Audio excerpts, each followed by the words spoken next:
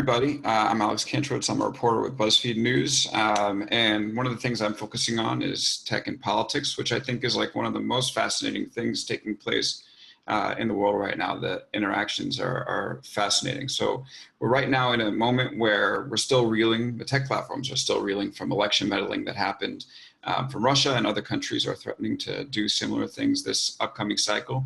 So it's very important to be watching that. Secondly, campaigns are starting to take place on digital more and more. You saw the Trump campaign named Brad Pascal their digital director, the campaign manager for 2020. So it's clear in the upcoming years that tech is going to play a major role in politics. Then you also have these corporate behemoths, the Amazons, Googles, and Facebooks of the world that are huge companies. They have massive market caps, and they employ relatively few people, which is interesting given that we're dealing with substantial income inequality in our world and country right now. So to talk about it today, we have two really great guests, Kara Swisher, who's definitely the best tech journalist in the game, and Cory Booker, senator from the great state of New Jersey. Say that again, great state. It is a great state. I'm from Long Island, so I feel like you and we have a lot in common. We're very similar cultures. New Jersey, Long Island, tri-state area. Yes. I was born in, I lived in New Jersey for years, so you would have been my senator. I'm claiming you then. You're All Jersey. right, okay. Great. So why don't we kick off with the income inequality part, because I think that's really interesting and not talked about enough.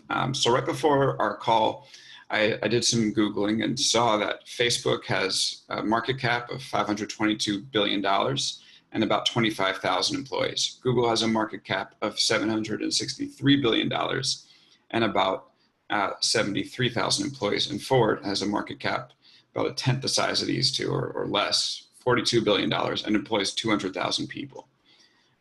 If we're moving towards an economy that's going to be dominated by tech in the future, are we looking at a more unequal society by definition? And how responsible are the current tech companies for income inequality in the US right now?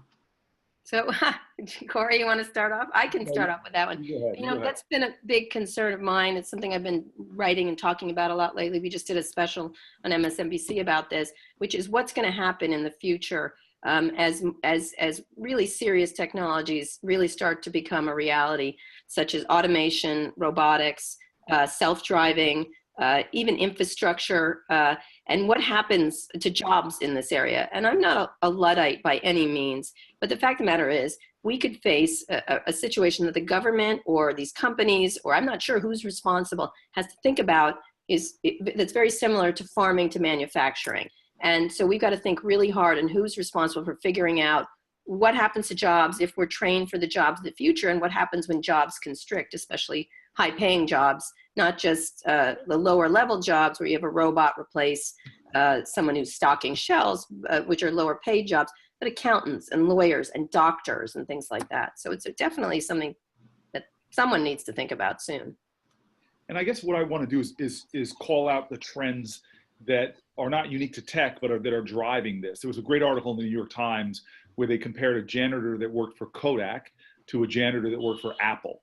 The janitor that worked for Kodak was actually working for Kodak, participating in their benefits programs, their tuition assistance. She was able to go to school at night, get better skills, get recognized by a manager, get hired to another job, and moved up to a middle management job.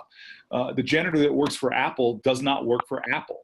They work for an outsourced company. Like we see the people that clean the airlines for American Airlines don't work for American Airlines, people that deliver the food and the like. We see this large sector of our society in this outsourcing, and those outsourced companies bid down their prices and suppress wages as part of it. In addition to that, you see big trends that are going through, driving down wages also, just in general short-termism. Sticking with American Airlines, once their stock got downgraded because they dared to give their employees raises. And now you see CEOs, many of whom I've interviewed, who make irrational decisions that are good for the short term of their company, but not good for the long-term strength of their company. In fact, between 2002 to 2013, you had about 91% of corporate profits not being invested in worker pay, worker training for new jobs, not even R&D. Our R&D intensivity as an economy has gone down relative to some of our competitors. What they're used, 91% of their money has gone to stock buybacks and dividend payments, which often manipulate their stock price up. So those corporate CEOs who are making their money, half of it, based upon stock compensation, are really not dealing with what I think is important for our economy. So there's a whole bunch of trends where you see corporate profits at an 80-something year high, corporate worker pay at a 60-year low in terms of their share of productivity. You see minimum wage in my dad's era. In fact, Martin Luther King, who was in April of 1968 when he died, was in Memphis, Tennessee, fighting for a wage increase that would have been the equivalent of going from about $12 an hour to $15 an hour now. So all of these trends are really hurting labor, really hurting the competitiveness of wages. And so when you see people moving out of some sectors that are being replaced by automation, and they're moving into other sectors who are having their wages artificially suppressed, that is a serious problem. So understand, I'm a tech fan. As a guy I'm the only senator, in fact, that lives in a low-income inner city Black community, Black and Latino community, and I see how my neighbors are suffering from these changes in our economy, and see how, in many ways, some of the democratizing power of technology is aiding them and their families. But we've got to start having a more constructive conversation on these two things. One is the trends that aren't unique to tech, that are moving through our economy. They're making labor, workers, making the dignity of work a lot more difficult, poverty traps a lot more strong, and then some of the things about how we're going to deal with the future of work. We still have an economy that's education system is geared to producing people. I often joke amongst my friends, I'm a guy that's got a degree in political science, sociology, history. What am I qualified to do in the 21st century economy? Probably on the short list of my jobs as being a United States Senator, but not doing the jobs that the economy actually needs. Everything from machinists to computer programmers, which there are millions and millions of jobs right now vacant that the new economy needs that we're not filling. Well, and so, go ahead, please go ahead. It's not just that. I mean, I think what's happened is there's all these very big secular trends that are way even beyond that, because I think it's not going to just hit low wage workers. It's all workers in terms of how these changes are coming through.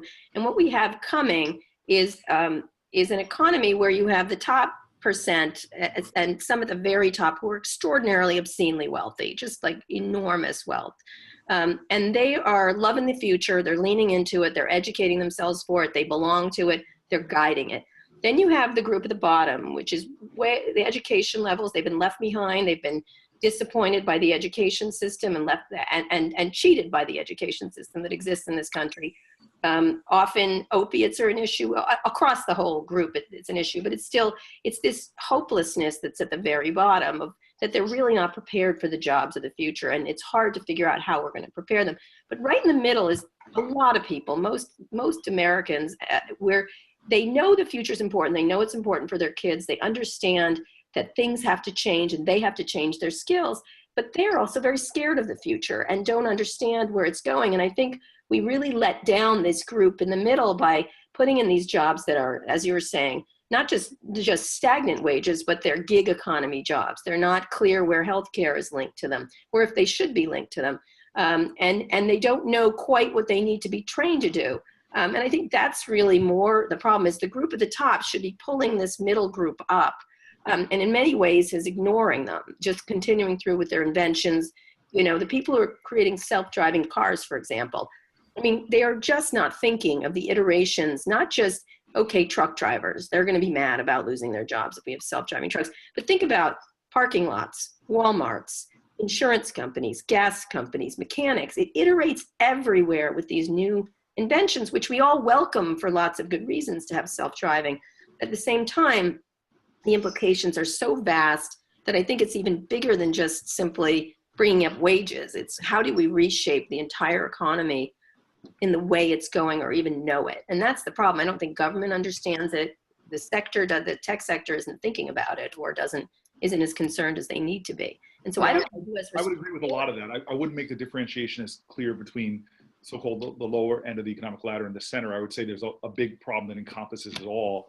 I would say that the trends I was mentioning are devastating communities right now all across this country, and the corporate consolidation, a lot of these. But I would 100% underline, highlight exactly what you said, where there's not enough conversation going on right now about how we are going to adapt to what is going to be massive destabilizing impact of things like self-driving cars and the like. And that's something we really have to face and get ahead of those curves as opposed to being run over by them. And Cory, you're in the solutions business, so you know these problems are coming. What do you think should happen in the short term and the long term?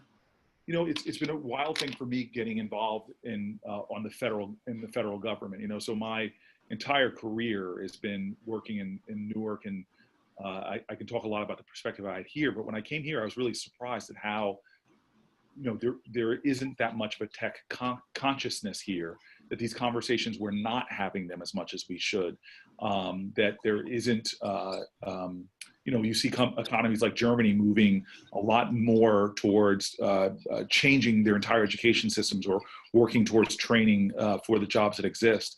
So I do feel that we are a government that on the kind of disruption we were just talking about, that we're not doing enough. That said, what we should be doing, and what a lot of us, and I don't mean to make a differentiation, because there's some really great thinkers who are older, but a lot of our, so the more closer to digital natives that are in Congress are having a lot of conversations and trying to think out what are the ways that we meet these challenges. And that's why you see down here a lot of conferences on future of work.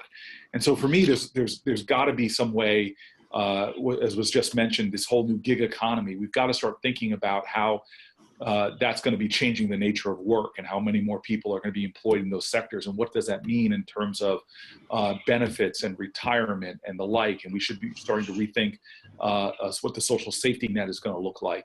We have to start rethinking how we educate in this country, how we train in this country, and even just the fact that Pell Grants are locked into, for example, traditional college models, as opposed to the kind of technical training that might help folks get jobs. You know, I was talking to a company startup that hired a person with a 9th grade education for a 6-figure salary because they were really good at coding.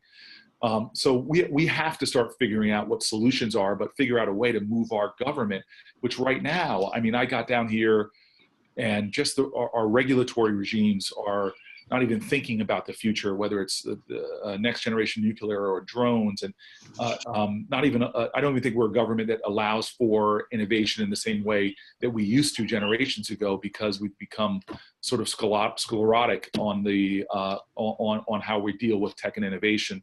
But we have to do more to get ahead of this, or you're going to see a lot more economic dislocation that's going to destabilize not just people's lives, but frankly, I think when you see economic angst and insecurity and instability, that's when you get more radical swings in government, and the kind of demagoguery where folks are blaming, you know, Mexicans for the disappearance of manufacturing jobs, which we all know that had more to do with microchips than it had to do with a lot of the trade that we were talking about. So we've got to figure out ways of getting ahead of that, so that we don't become more demagogic and blaming the wrong villains, as opposed to working on constructive solutions.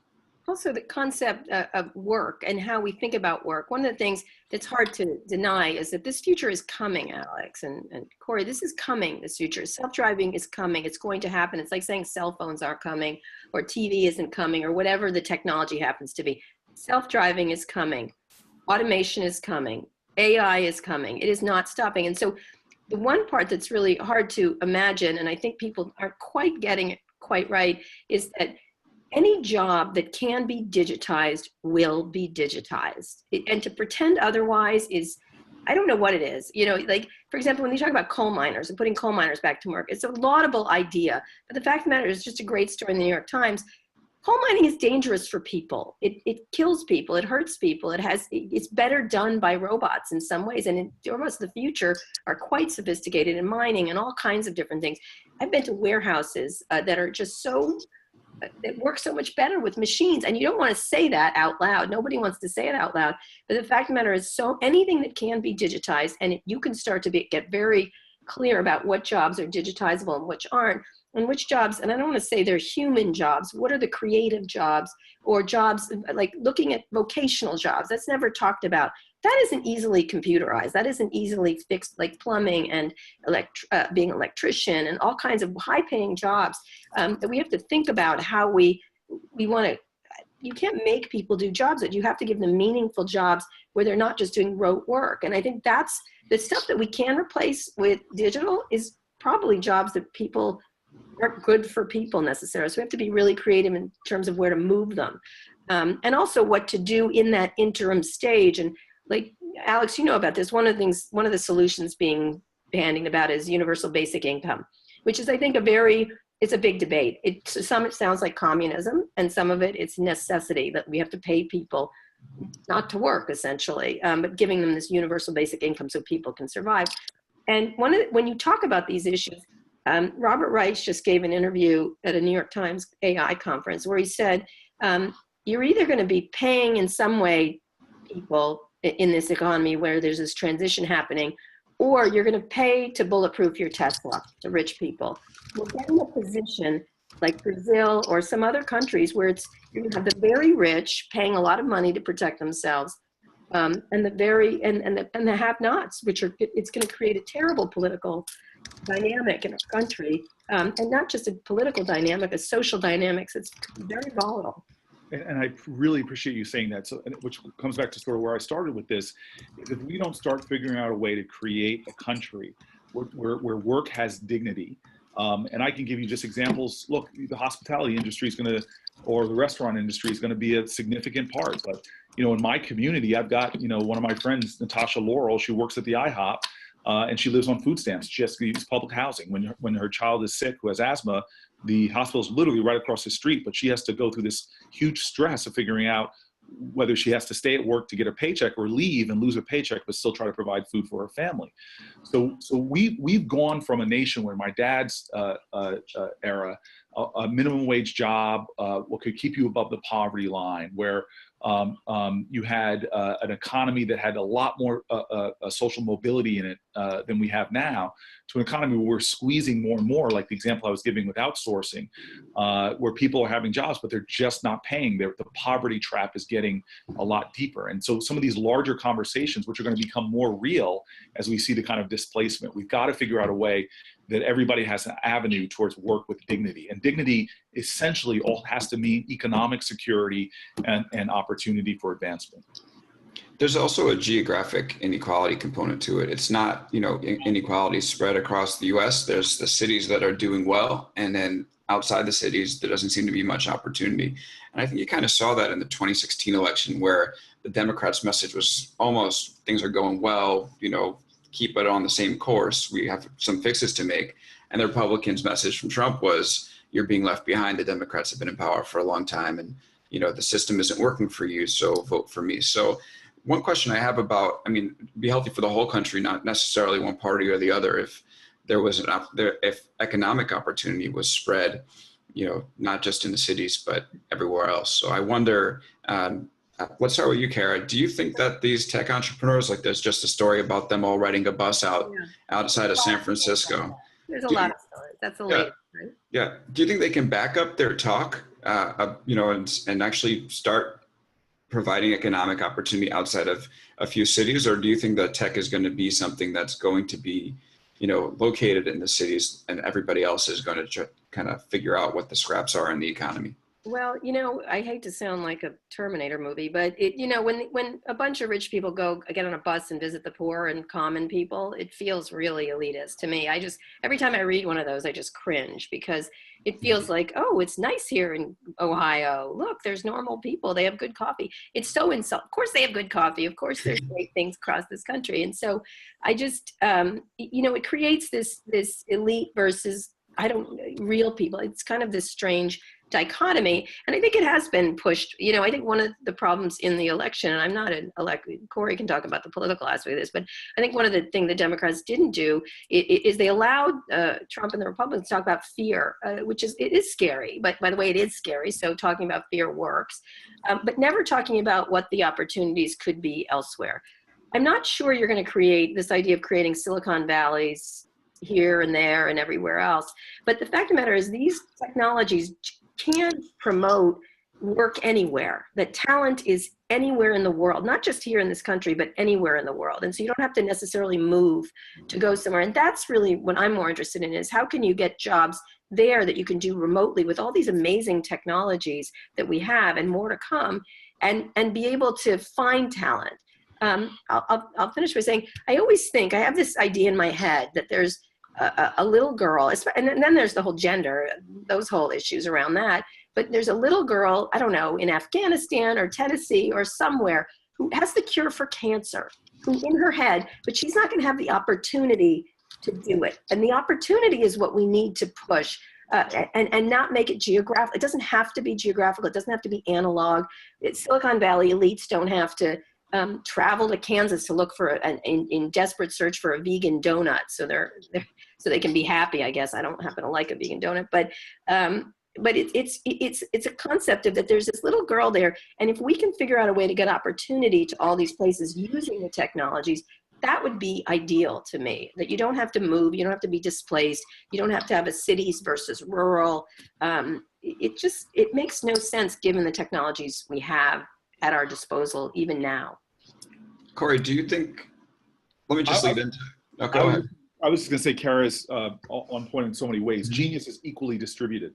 But yet we are, as a country, are not cultivating all the talent. The greatest natural resource we have is the genius of our children. But geography means so much in terms of where you're born, your ability to make it out of poverty, where you're born, your access to quality healthcare, where you're born, whether you're going to be poisoned or not. Flint, Michigan is not an anomaly. There are over 1,000 jurisdictions where the children have twice the blood lead levels. And guess what?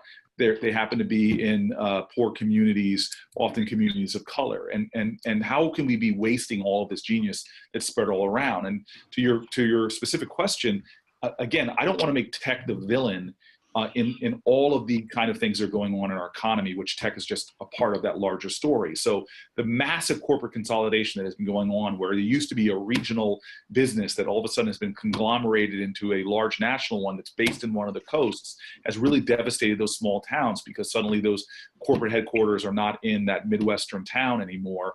You're seeing this in the agricultural world. I'm finding some of my best allies, red state farmers, who now see that the large world of agriculture is consolidated into these major agribusinesses, which are undermining the ability for mid and small farmers to be successful throughout our country. These are massive trends that are going through our society that we really should be concerned about and aware of. And so if we don't start, and again, we're with the campaigns, again, everybody wants to talk about the elusive voters that the Democrats missed. Martin Luther King once said that what we have to repent for is not just the vitriolic words and violent actions of the bad people, but the appalling silence and inaction of the good people. There were tens of millions of people who didn't vote in the last election. There were, in the 3 states where Hillary, if she had gotten 78,000 more votes, she would have won. There were tens of thousands of African Americans that didn't go to the polls. So this was as much a reason of people being disgruntled and voting a different way as it was for people just not being engaged, where we weren't talking to people's hopes and aspirations, as well as the fears and insecurities, and motivating people to come to the polls. The last thing I want to say, again, because I don't want us to not understand that we are in a global context now. And we were talking earlier, I'm not sure if we were recording or not, about AI, blockchain, all of these incredible technologies that we're now in global races on with the Chinese and other global competitors. I am excited about the hope for technology to deal with the issues that my community is struggling with. Let's just take one. I mean, we would have 20% less poverty in America if we had incarceration rates the same as our industrial peers. Nobody over incarcerates. 1 out of every 3 incarcerated women on the planet Earth are here in America. We do horrific things, human rights violations in our prisons every single day. As we're having this conversation right now, there are thousands of children being held in prisons, haven't even had a trial yet. Many of them been there for months, many of them being put in solitary confinement, which triggers mental illness and worse. I mean, what we're doing, destroying our communities like the one I live in because of this drug war. Now, why do I bring up that in the context of technology and innovation? is because a lot of the answers and the hopes to some of the biggest issues out there could come from the promises of technology. And let's use President Obama's 21st Century Task Force on Policing. Police brutality is and excessive use of force is ubiquitous in our country, often determined by implicit racial bias and the like. And there was a very famous case where at a pool party where an African-American teenager was sat on by a police officer. These images probably are still emblazoned and these disturbing images are probably still emblazoned in some of our memory.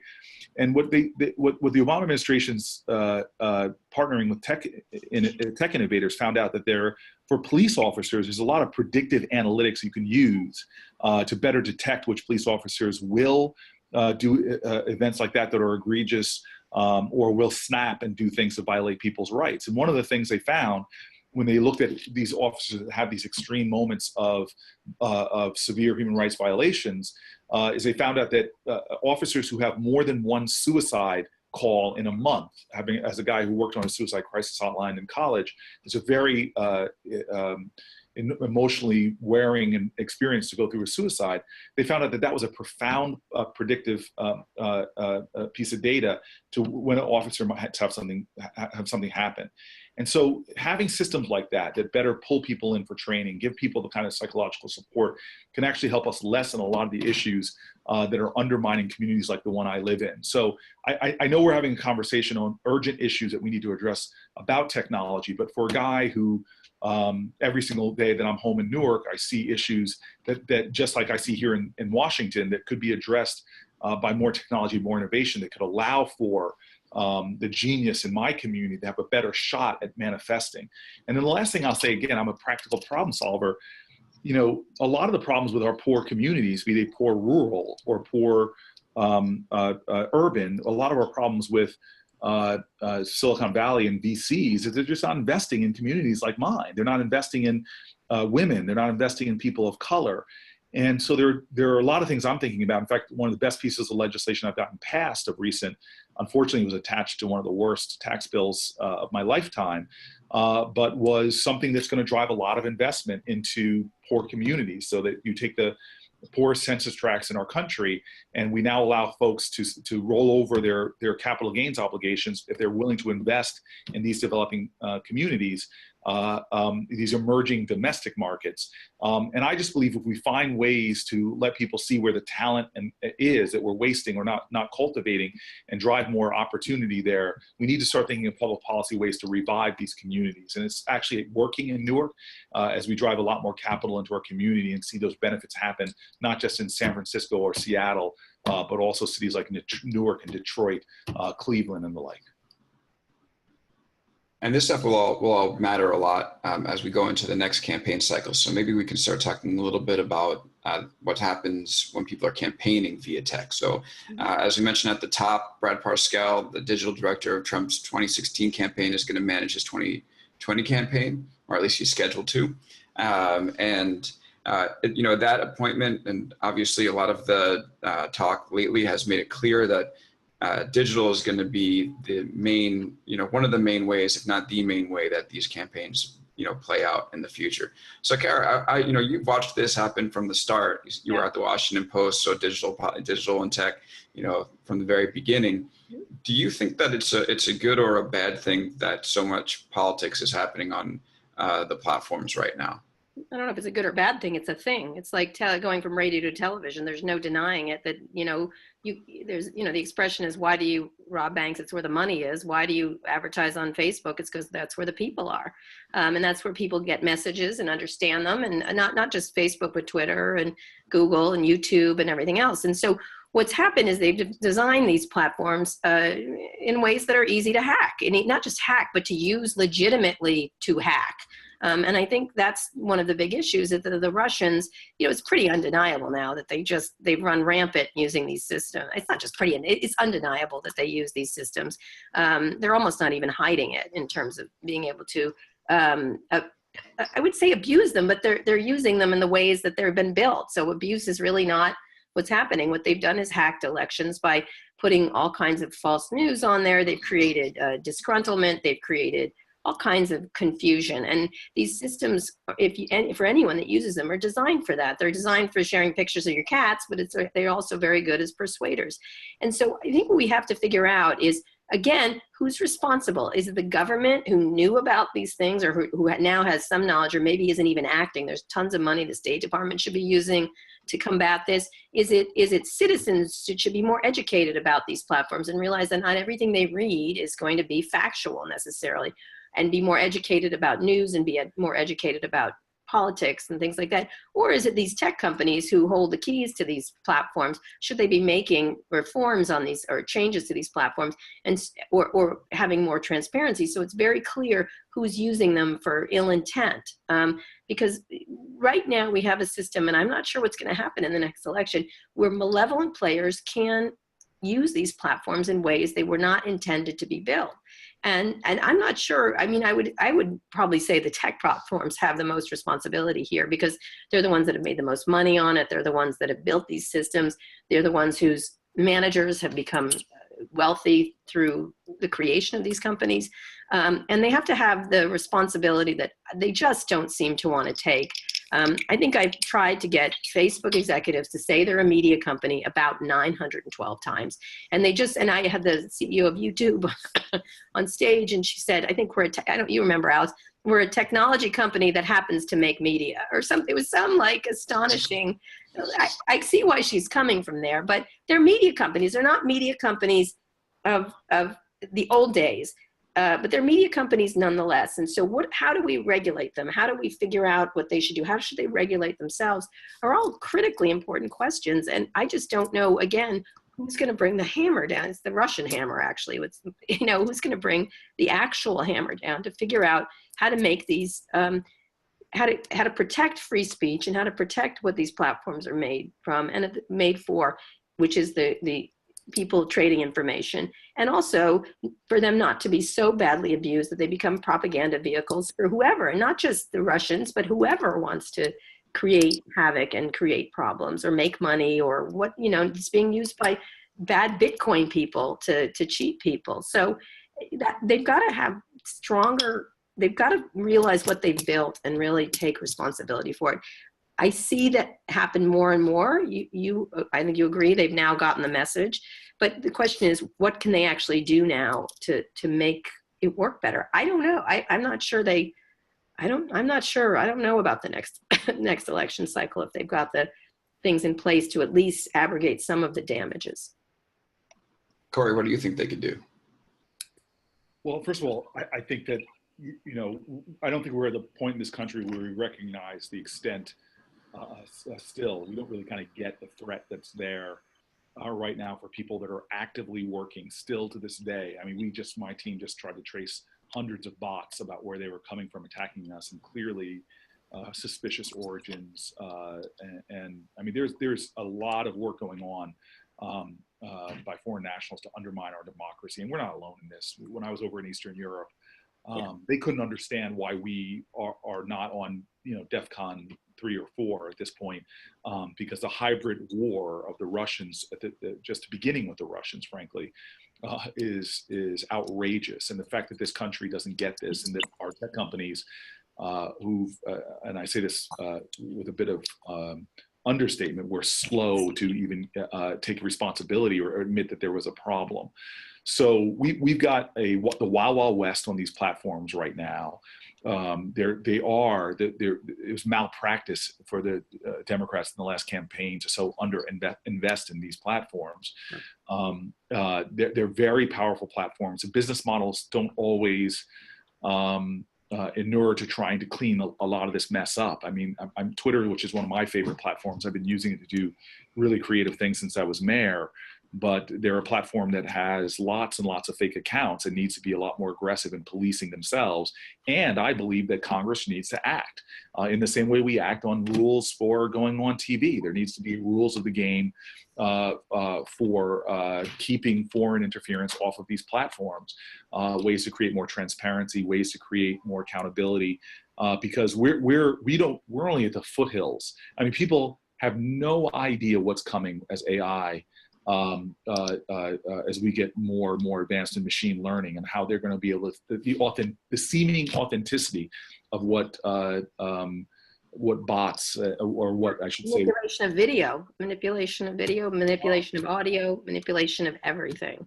The people with malevolent intent are going to be able to be so profoundly more disruptive unless we figure out ways to get ahead of this. Our very democracy and the sanctity of our election systems is at stake here. What's coming is stunning and going to be very problematic. And we've seen some of the early stuff of manipulation of video.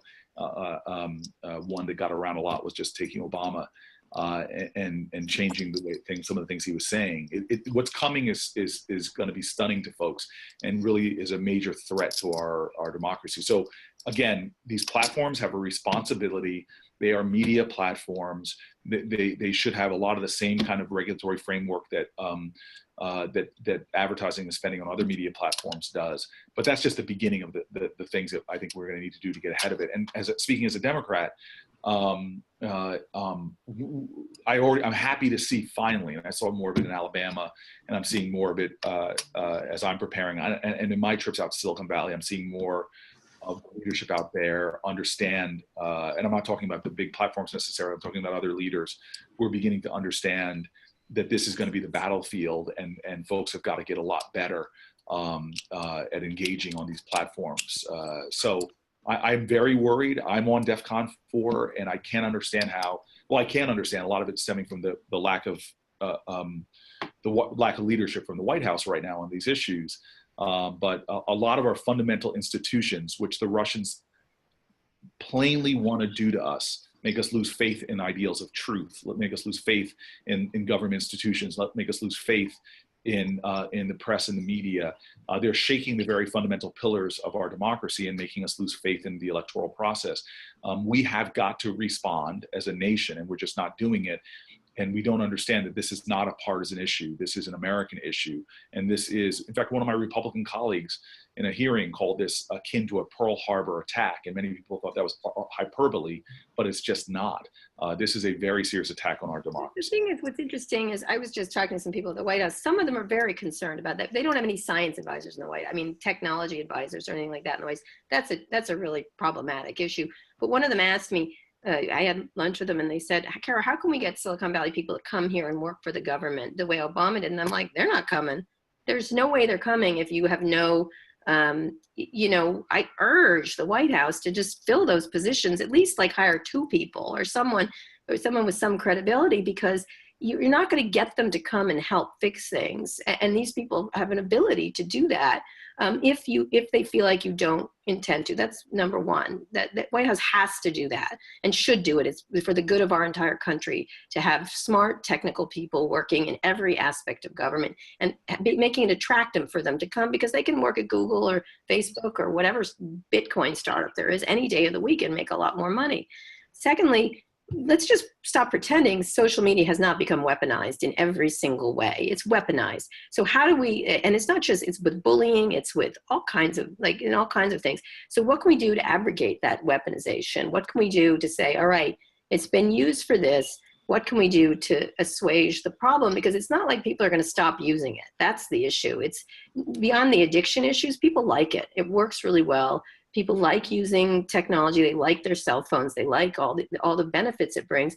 But how can we take the weaponizing aspects of it and figure out a way to work with it? And like you said, Senator Booker, being regulated for political ads, internet companies should 100% be regulated exactly like it's on television. Because can you imagine back in the old days if the Russians got to put on dozens of ads, TV ads, you know, made by and paid for by the Russians, that affected elections? I mean, that would be, think about that story. That would be insane, but it just seems to just wash over people that they're online.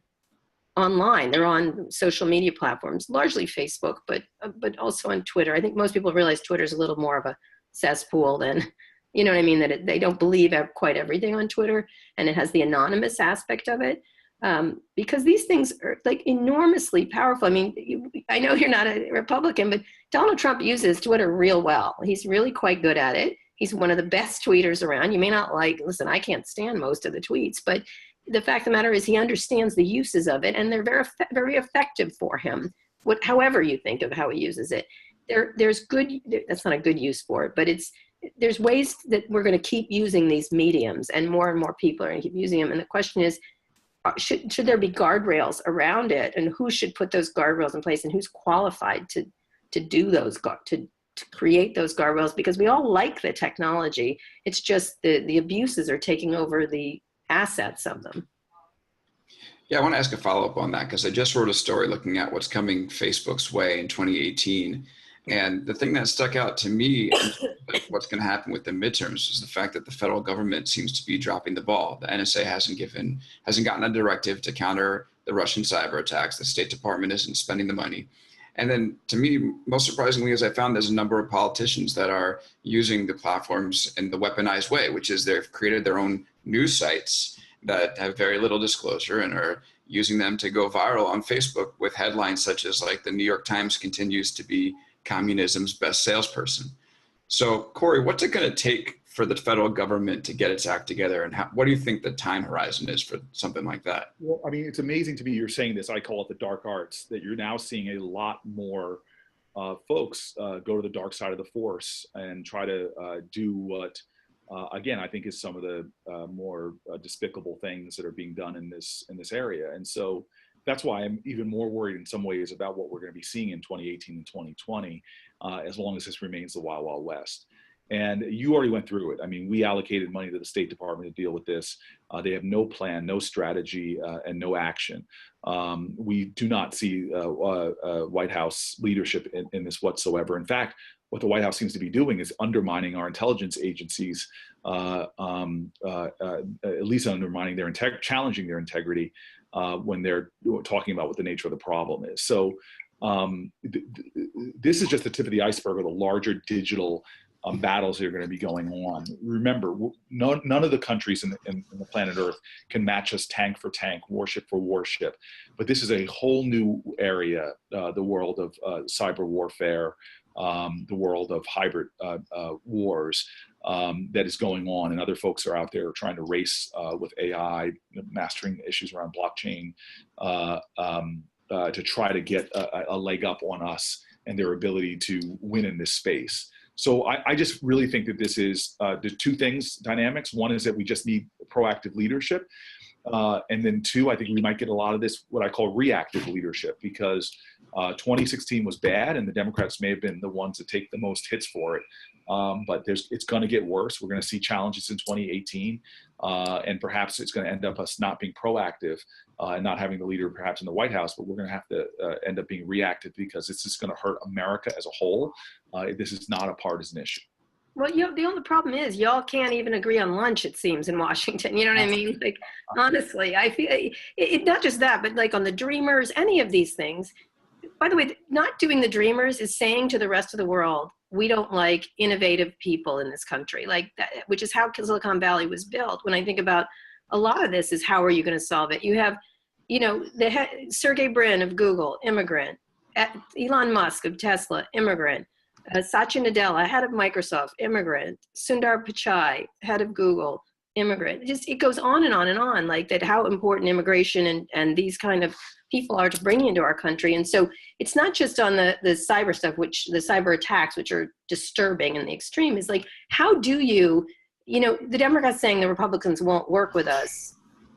I get that, but how you got to, I don't know what you all can do to get to a place. Where do you imagine that you all can get to agreement? Because it seems like in every area, we're telling the world we don't like innovation. We're telling, you know, the Russians, hey, come on in and steal Facebook from us or abuse Facebook, and leaving these companies. And I believe me, I'm not sympathetic to these companies because they're all billionaires and they all are very wealthy and they all have a lot of means. But we're essentially letting our country's national security depend on a bunch of private companies that are not nation states, you know, and don't have the power that we need to. And so I'd love to know, how do you get to some consensus with people? I mean, I hope there's some secret meeting going on among all of you figuring this out, but it doesn't feel like it at all. Well, I guess to me, I resonate with everything you said except for the agency issue. And let's just go deeper right now. We are a country right now that is neglecting not just immigration, which is one of the greatest economic drivers we have. When I graduated from Stanford in the 1990s, about a third of our companies were being started, startups were being started by immigrants. What I see, I brought a dreamer to the State of the Union to try to stick it in the face of many people could see. A young lady who started a tech platform that employs about 800 people in the gig economy. She's a tech entrepreneur, a tech innovator. But it's not just immigration. If I held up my smartphone right now, from the touch screen technology to the battery life to the satellite navigation, that is all from our public investments in sciences. And we have as a country, we're just retreating from the kind of science investments we're making.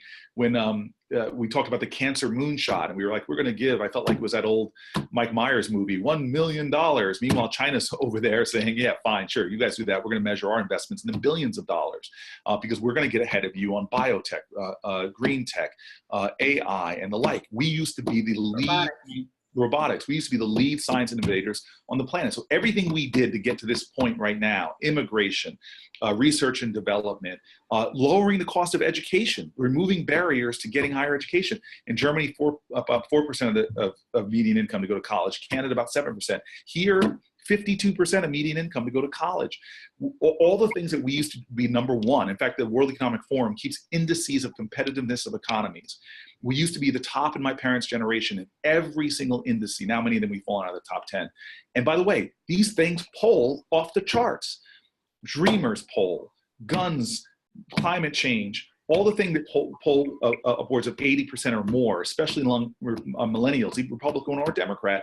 They believe this at the very time that America is pulling away from global leadership in these critical areas and not being, as Elijah called Israel, to be a light unto nations. And so the question, why? Why can't you all do it? This is the agency issue.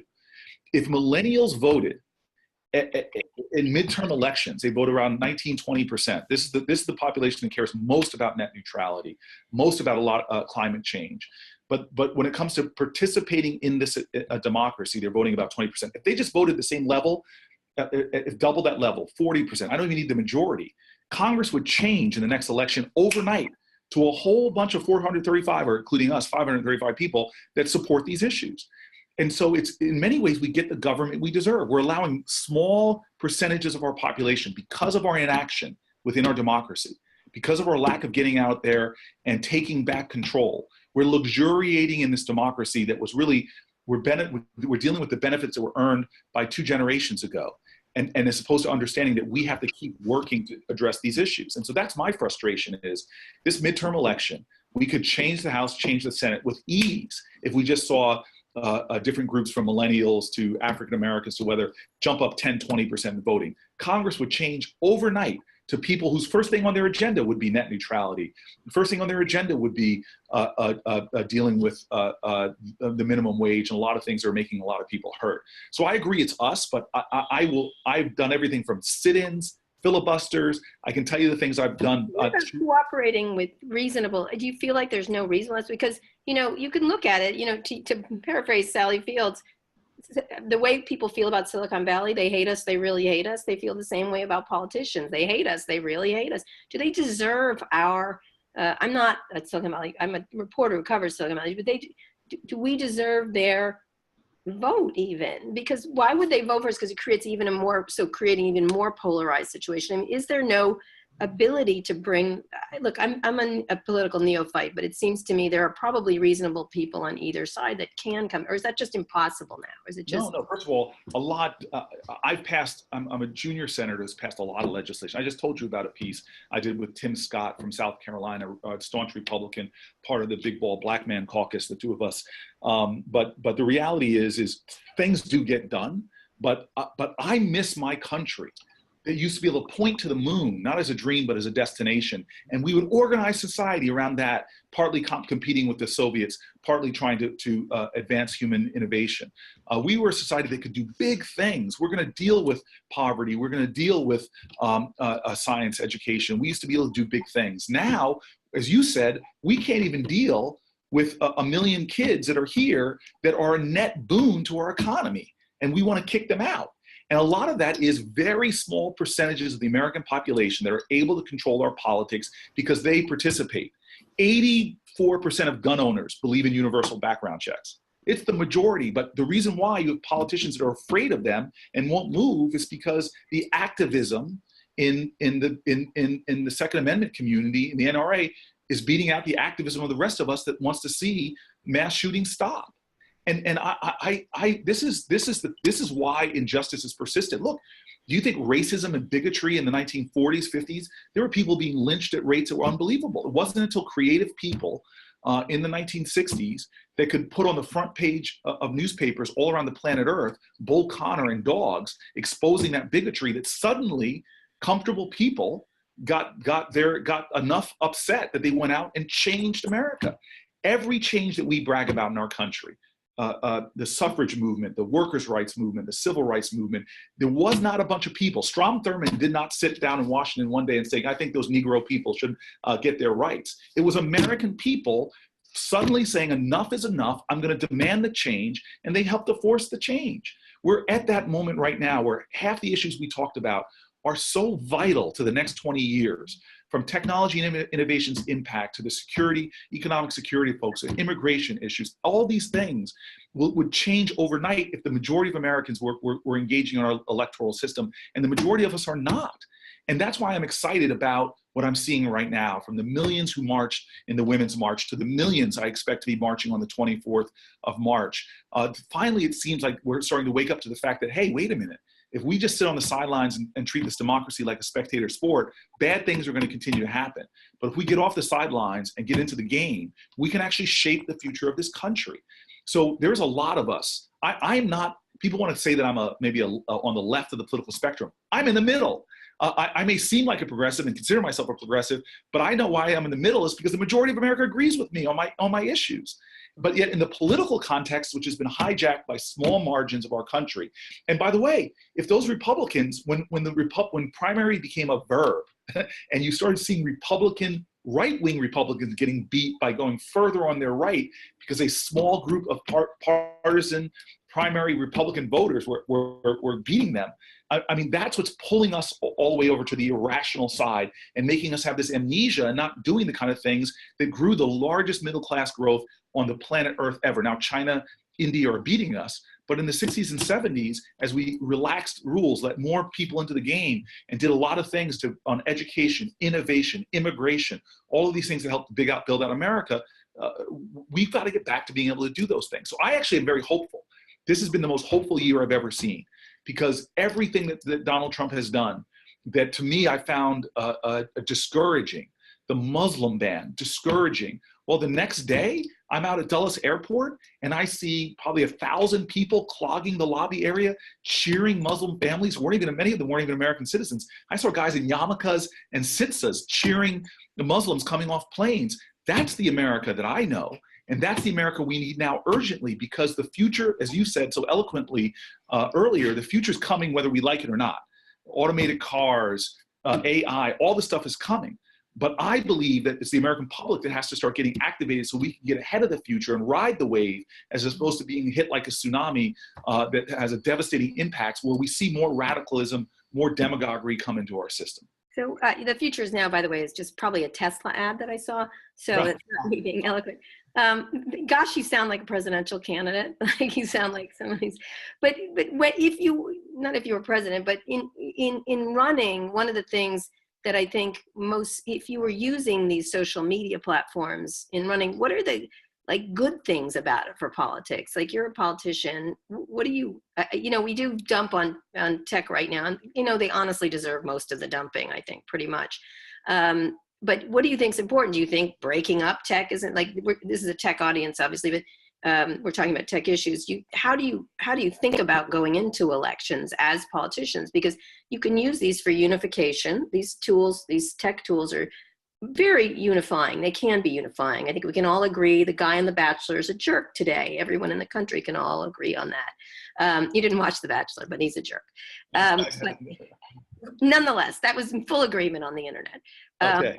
But how do you use them to bring people how do you look at technology as a politician who, say, might be running for a large office, or just in general running? Well, first of all, let's put aside the problems with large consolidation, a lot of things we talked about earlier, and just look at these platforms. I view TV as a neutral platform. There's things that are divine and depraved on TV platforms. I've been able to use Twitter in the middle of Hurricane Sandy. We were using social media to identify where people were because we had all power out, but we would be getting tweets. My grandmother is on the 17th floor on a respirator. Can you please find her? On my first month on Twitter, one of my earliest tweets was somebody tweeting at me, a veteran in California, angry and frustrated, yelling at me about something. I was able to connect with him, to the people in New Jersey about connecting to important resources. There is so much beauty on the internet. There are so many people that are lonely and isolated that find connections, campaigns, whether it's It Will Get Better campaigns, organizing people in protests and activism, making people aware. Who knew who Coney was in Africa before a social media campaign outed? The Nigerian girls. I mean, I could go through examples that have become nationally known because of the activism on the internet. And don't think that the kids in Parkland, Florida would be able to be having the kind of success it was if it wasn't for these platforms and the way that they're communicating. I just want there to be sensible, as you said, these have been weaponized by our enemies, not by Republicans or Democrats. They've been weaponized by our enemies who are intent to undermine our democracy, and we're not responding. And the platforms have been so slow in even telling the truth about what has gone on, and need to be putting forth their own regulations of themselves. And we in Congress, and these are conversations I have every week down here, need to be putting some more rules in place to govern these platforms. But that all said, I am a pro social media person. I use it to inspire. I use it to inform. I use it to gather information from my constituents. I can't tell you how many policy things I've championed here that were people that I follow on the internet who sent them to me, or sent me articles, or challenged me. I've taken trolls online to offline conversations that have been incredibly productive when I meet that troll, not their darkness, with my darkness, but with light and kindness, and do that on a platform where people can see it, because then it radiates out.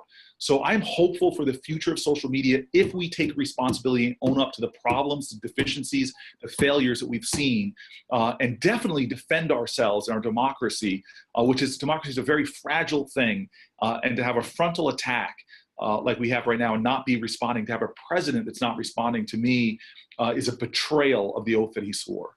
Oh, we're at time, but I mean, it was nice at least to leave off with some optimistic notes before we started talking about the end. But also, I'm glad this conversation had its best part after I stopped asking questions. That's always a good sign for a moderator. So I just want to say thank you to Tech for Campaigns for putting this together. They're at techforcampaigns.org. I want to thank Kara and you guys. Both are great forces. So thank you both. We're just Thanks annoying. to Cory and Kara. Just annoying people, and it works for us. You're good. You're good. Yeah. You're what people in the media should be. So thank you. I'm pro First Amendment, and you guys are definitely at a time where we really need it. You're speaking truth to power. So thank you. Thank you. And thanks everybody at home or in the office for watching. And we hope to see you next time. All right. Thank you.